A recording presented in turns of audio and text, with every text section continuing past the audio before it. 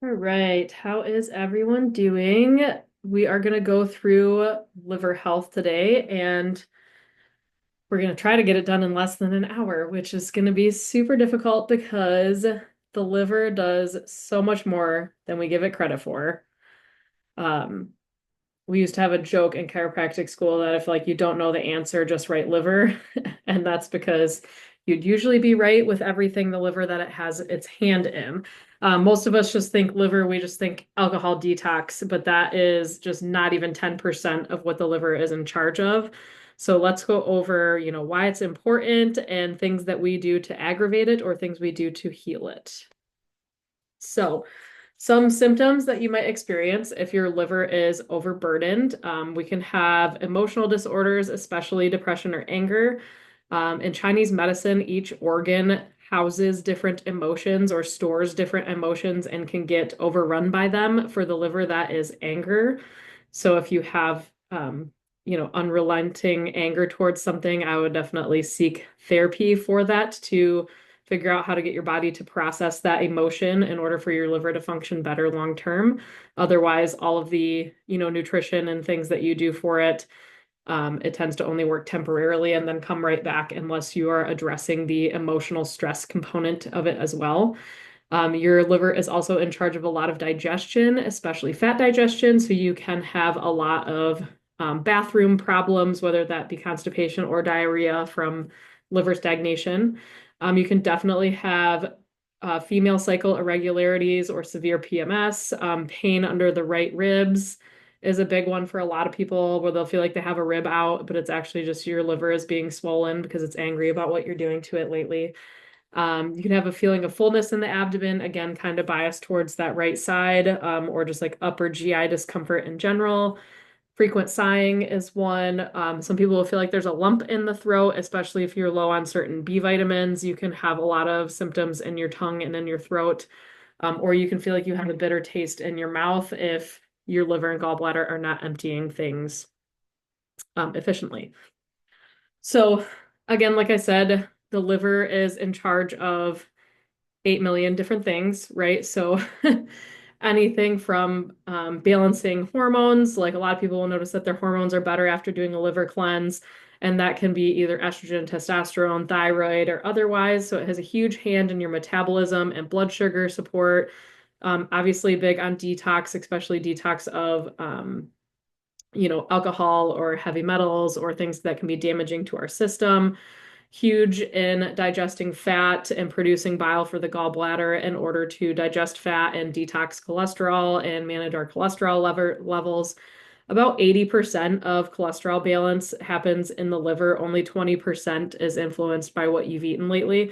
So it is very necessary to have a happy liver in order to have a happy cholesterol level. But like I said, if your nutrition is on points, but you are still not processing emotions properly, you can just have high cholesterol from not processing emotions, especially processing stress. So the emotional component is huge for the liver, not just the nutritional component, but obviously that's, what this program is biased towards, but I always strongly encourage getting help on the brain part from other avenues. Or even you can try to take advantage of my husband's new brain program where there is heavy exercises on balancing the brain out, and that will definitely help the liver as well. So reasons that our liver needs extra help. I know there's a lot of people that like don't believe in liver detoxes, but I've done before and after blood work on people that, and I can tell you it makes a big difference on your ability to process hormones and cholesterol and blood sugar. So the reasons why we need to do liver cleanses occasionally or give our liver a break is because of excess stress, excess stimulant intake, alcohol and smoking and drugs are kind of the more stereotypical ones that we know it helps with. But like I said, the emotional stress, overworking, overstimulation with a lot of the things from like our media to cell phones and everything just like really helps, super bogs down this system. So our brain does need just some extra balance and extra help. But obviously, a lot of this PowerPoint is going to be biased towards the nutrition and environmental things that we get exposed to based on like what we eat or what our skin touches. So I say what our skin touches because the skin and the liver are very interconnected. Your skin is your second largest detox organ. So if the liver is being overdone, our skin is kind of in charge of picking up the slack, which can show up as like eczema, ingrown hairs, boils, cysts, fibroids, just a lot of those extra growth or extra things coming out of our skin can be because our liver is bogged down and it's the skin is trying to play catch up for it. And some of this is ultimately coming from the gut, like we've talked about before, with, if you have leaky gut and too many things are allowed in the bloodstream, or if you're eating too much sugar, or, if you just have a bad parasite and the parasite die off is toxic and that can be over burdening the liver. So there's a huge connection between the skin, the liver, and the gut and getting things balanced out. So we've already addressed the gut last month, and the liver is like the second part of that extravaganza.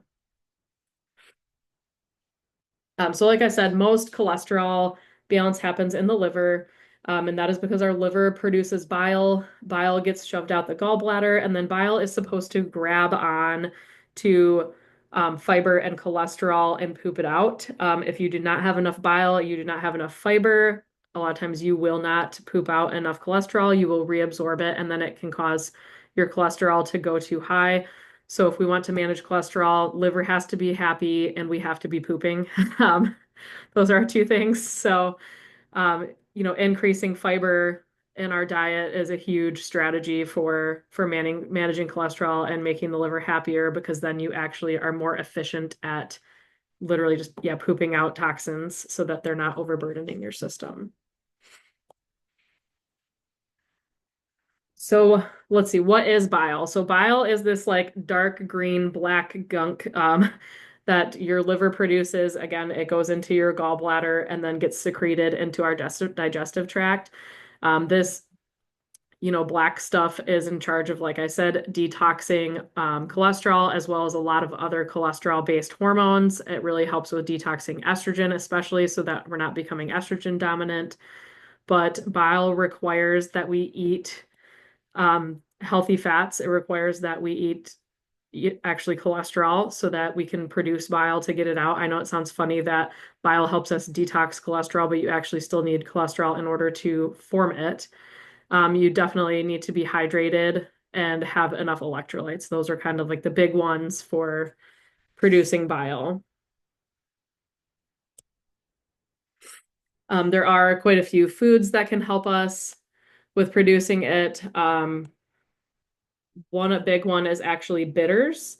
So bitters is usually, in the alcohol aisle because people use it to make cocktails, but you can actually put bitters in water and drink it just like before meals. It's kind of like taking a digestive enzyme before meals where it will actually help with bile production. I mean, you can take bile as a supplement, but it's more aggressive. Some people, if they need something a little less aggressive, than just, yeah, adding bitters to things or adding bitter foods, like your lemon juices or grapefruit juices or even the essential oils of those can be helpful for being like a mild way to increase gallbladder function in super sensitive individuals. But I mean, overall, a lot of the foods that you ate month one of the program should already start helping with bile production. But these are just some, fun little bits to add in if gallbladder function is something that you chronically struggle with, then you might want to really focus on, some of these, like I said, like the bitter fruits or putting fruit in your water, like the lemon waters. This is why lemon water is seen as like being good for your liver, is because it helps with bile flow.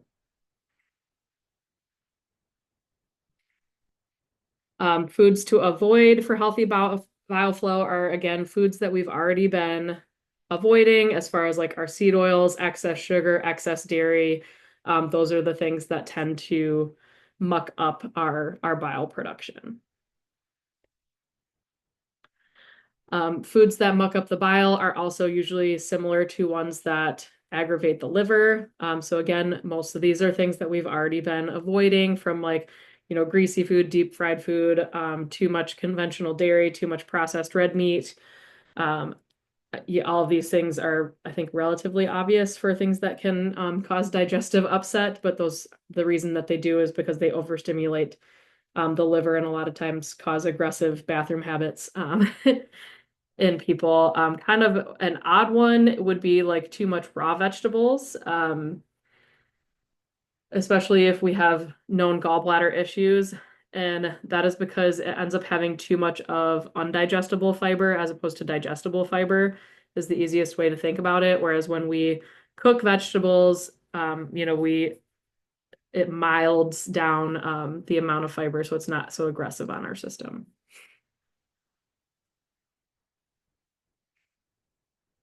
All right, so yeah, so foods that boost liver function, it's going to be like any of your greens.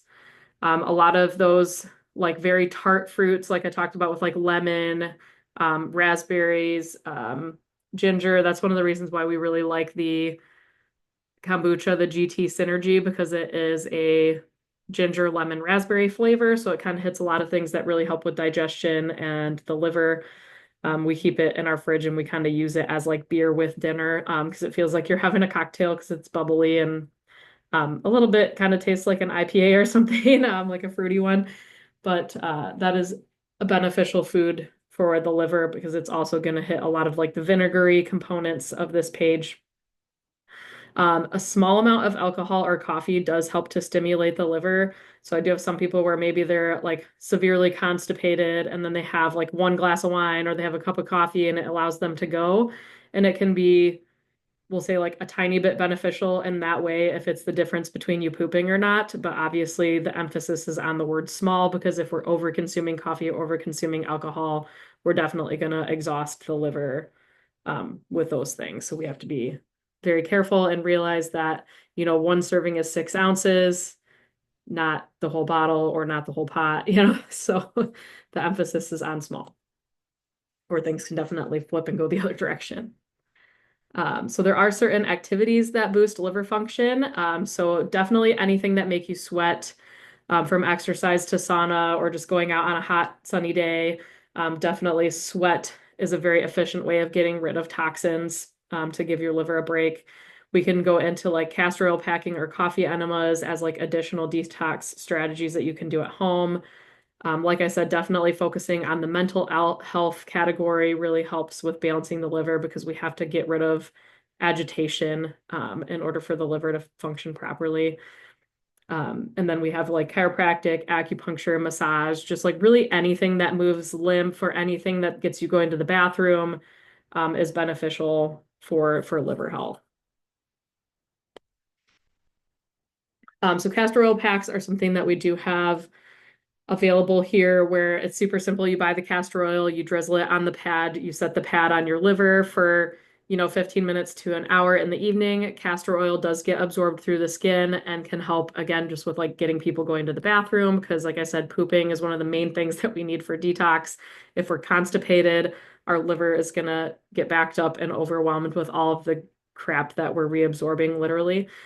So anything that gets us going to the bathroom helps the most with the liver, and castor oil packing is a very like gentle, like easy thing that you can do at home to help boost bowel function and to boost bile flow and um, help balance your detox pathways. All right, so other ways to give the liver a break. Number one way to give the liver a break is fasting, which we do have an entire PowerPoint just on fasting that comes up next. Otherwise, it's going to be avoiding alcohol and avoiding sugar are big ones because alcohol and sugar are things that really take the liver a long time to re-regulate. Um, so anytime that we're like doing a sugar cleanse or fasting are going to be like the main things that help give the liver a break. But we're going to talk about today like less skin exposure to toxins as far as things that we touch or things that we come in contact with in our environment or things that we drink, to make sure that we're not overburdening our liver with like actual toxins, not just, overrunning it with sugar like we do in the food. Um, so another way to know if yeah, I feel like this slide got scooted down on accident, but another way to know if you're having liver or gallbladder imbalances is when you have a lot of insomnia between like 1 a.m. and 3 a.m. If you're waking up a lot during those times is because your liver is being stagnant, aka it's not detoxing enough, and so you're unable to process into the next organ system. So each organ system kind of has a 2 to 3 hour time frame of the day in Chinese medicine where it's like the most active, and the liver and gallbladder is in the middle of the night. We want to have like less food, or we want our food to be fully digested by those hours so that our liver and gallbladder can properly go through their detox cycles during those hours. Whereas if we're, up drinking till 2 o'clock in the morning, yeah, our liver's definitely going to get overly bogged down because we're kind of completely bypassing the ability for them to catch up during those hours. All right, so one system that gets really overwhelmed by like touching or like absorbing or being exposed to too many environmental toxins is glutathione. Glutathione helps you get rid of like, let's say you breathe in like cigarette smoke, or let's say that, our area where we live, we have a lot of air pollution, right? So glutathione has to protect our body from the exposure to a lot of those crazy environmental toxins. And if we don't have enough glutathione, you literally get cancer because you get an overwhelming amount of these toxins in the system. So glutathione is very important. It is something that, can be increased with food. There are like 3 amino acids that make glutathione. So if you eat enough protein, aka enough amino acids, you can usually help make glutathione, or there's a lot of nutrition products that help you make it like N-acetylcysteine, or like milk thistle, or even a lot of amino powders. If you're looking at like athletic supplements, a lot of amino powders help with glutathione. Even whey protein can help you make glutathione. So the protein components are very important for the production of this molecule, and it just really helps your liver with processing the nasty stuff that, causes cancer. So it's a very important nutrient. But the idea is we don't want to overwhelm this system with all the things in the photo, right? Like bad diet, pollution, stress, drugs, infection, all these things can really overwhelm it. So we want to try to control what we can control here. So there are foods that really help with glutathione production. These are the top 7. They are often foods that are higher in sulfur. So things like eggs, garlic, onions are all things that are higher in sulfur. They can really help with the production of glutathione. But like I said, it's mostly just making sure that we have enough amino acids from protein.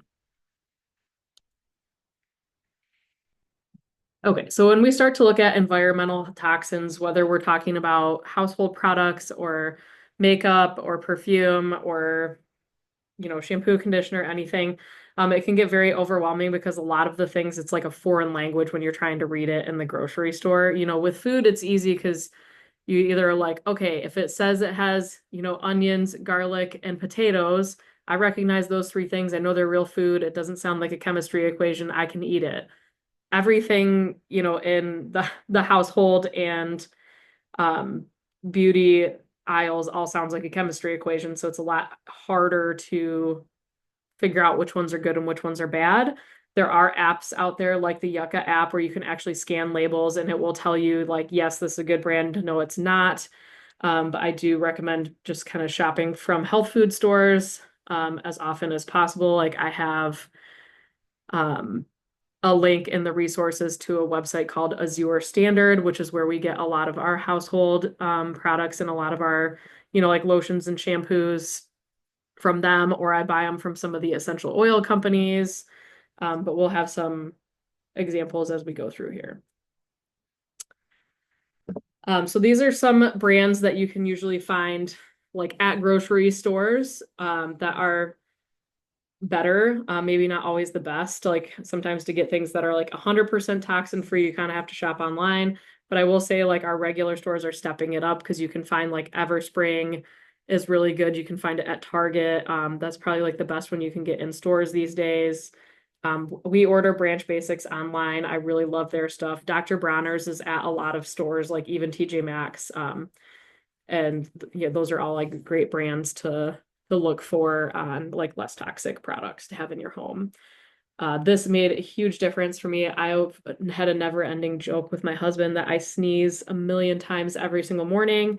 And when I switched my household over to pretty much 100% Branch Basics and like essential oils, I don't use any smelly cleaners, or I barely use any brands of cleaners that are from regular grocery stores. And changed my shampoo and conditioner and everything to things from Azure. And now I do not sneeze in the morning. Like maybe one time if I have a cold or if it's like peak allergy season, but not anything like it was in the past. We switched our laundry detergent to either Clean People or Earth Breeze are our favorite because I feel like it's very non-toxic, not smelly, and also less plastic. Some of these other brands are great because they're, putting in the effort to make things non-toxic, but it still produces a lot of plastic waste for our environment. And yeah, I mean, I'm kind of a hippie with the whole like I want to take care of my environment thing, so I'd rather have less trash if possible. So we stick with the laundry sheets for that reason too. So one thing that is also beneficial is just going to the old school tricks when it comes to cleaning. Like when our grandparents would go to the grocery store and buy cleaning products, like they were mostly buying like vinegar, baking soda, and lemon juice, and maybe like a handful of other brands were available of cleaning products. But like these three things that are super cheap, like you can go to Gordon's and buy them in bulk. Like it's like, $5 for a giant thing of vinegar, and you can use these three things to clean most things in your home. I mean, if you have like an aggressive bathroom stain, maybe you got to get the toxic stuff to get it under control. But like most of the time, you're going to cover what you need to cover with these three things between vinegar, baking soda, and lemon juice. You can clean up most stuff in your house. Just buy an empty spray bottle and go to town. All right, so one reason that a lot of the toxins in our beauty products and in our household products, the reason that they're a problem is because they mess with our hormones. So you can have, a super spot on diet as far as like balancing your liver and, eating all the right things for good hormones. And then if you are, caking on the foundation every single day and microwaving everything in plastic and just having Glade plug-it-ins all over your house, you're still going to end up with hormone dysfunction because you're just getting exposed to too many fake estrogens. A lot of these chemicals mimic estrogen in the body, and then they make it look like you're having estrogen dominance because you just are absorbing these and unable to detox them. It's very difficult for your body to detox foreign chemicals. Your body's used to detoxing things that are, of the earth. Things that are man-made are more tricky, so we want to reduce them as much as possible. So fragrance is one that I say like absolutely avoid. This one will totally overwhelm your glutathione systems. Like a lot of people will even get headaches when they smell these. So just like, yeah, anything that says fragrance, get rid of it. There is like absolutely no FDA control over what is called fragrance. If you want something that smells good, look at the ingredients and it should say like lemon oil or lavender oil. Like when you look at the Everspring cleaning containers, like I bought their scents, for our rooms in the chiropractic office. And when you read the ingredients, like it actually says like lemon and lavender. It doesn't say fragrance, which could mean any number of things. So you want the label to actually say the plant or something that it smells like, not these vague terms that just mean a bunch of chemicals. Um, Outside of mimicking estrogen, a lot of these chemicals are also what we call obesogens, which is what it sounds like. It contributes to obesity and can actually make people gain weight. Obviously, maintaining a normal body weight is a lot harder in this decade than it has ever been before. Even when people have all the right information about nutrition and all the right information about exercise, it can be difficult to reach or maintain your physique goals. And it can be because we're having so much exposure from these obesogens.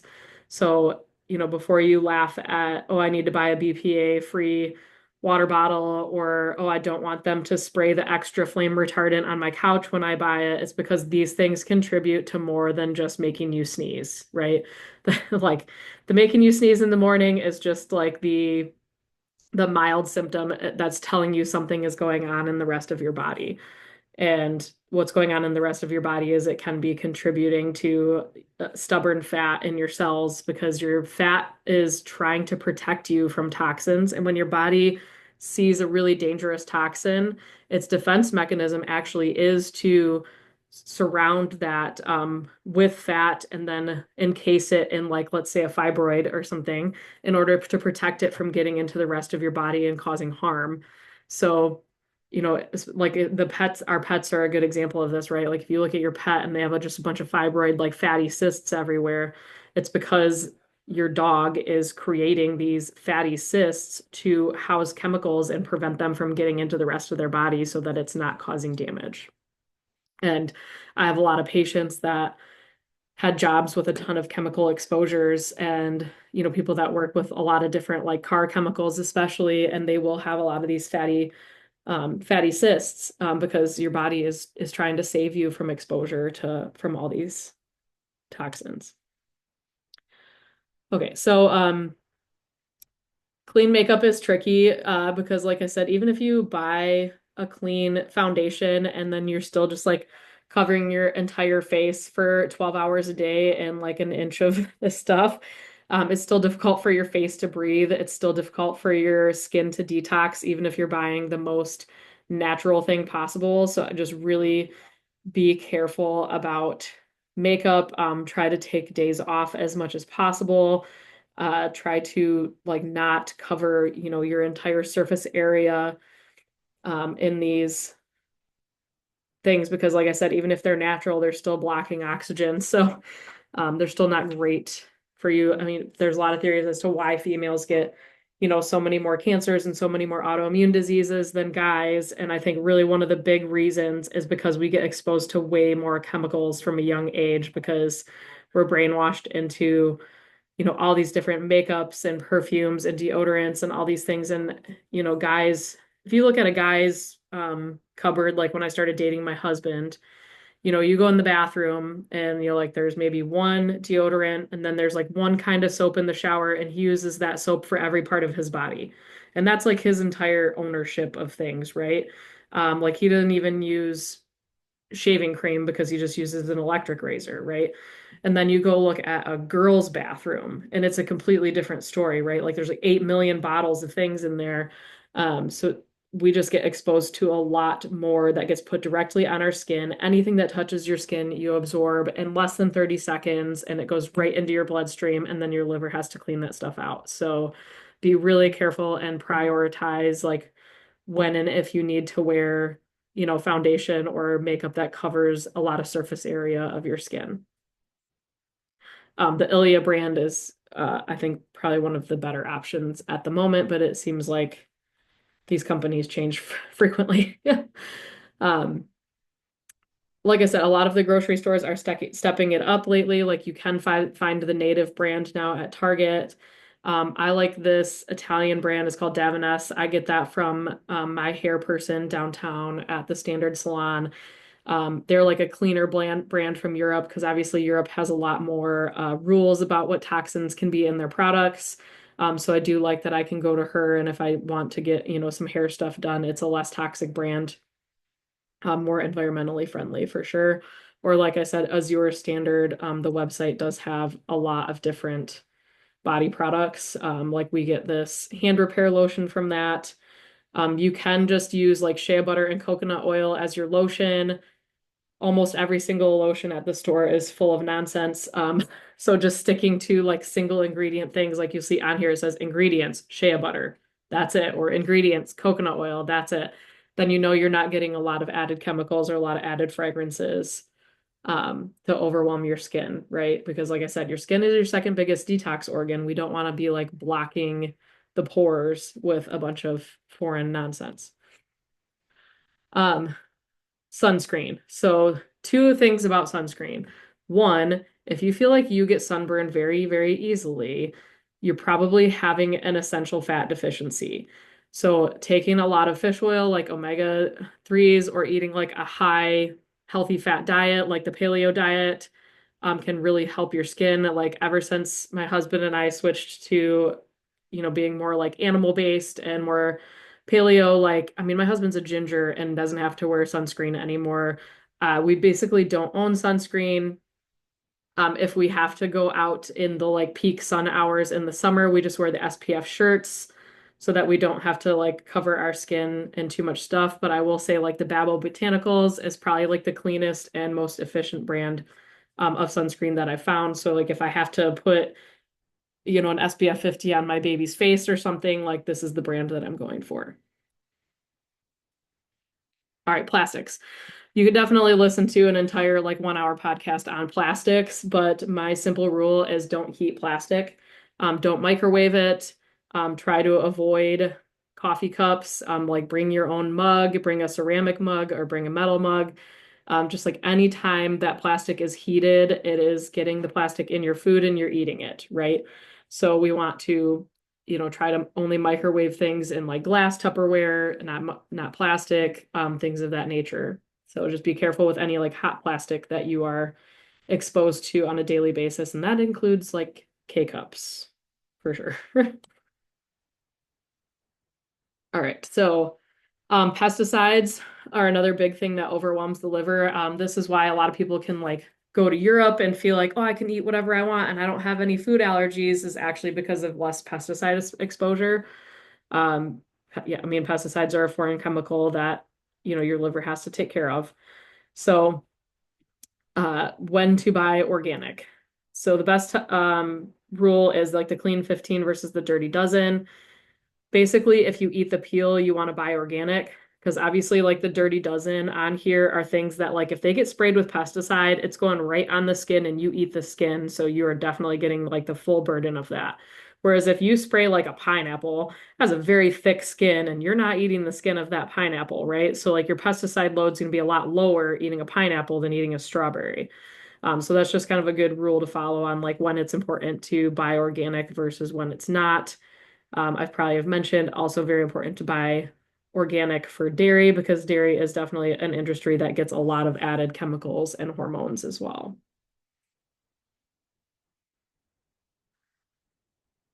All right, the next, talk a little bit about like buying grains.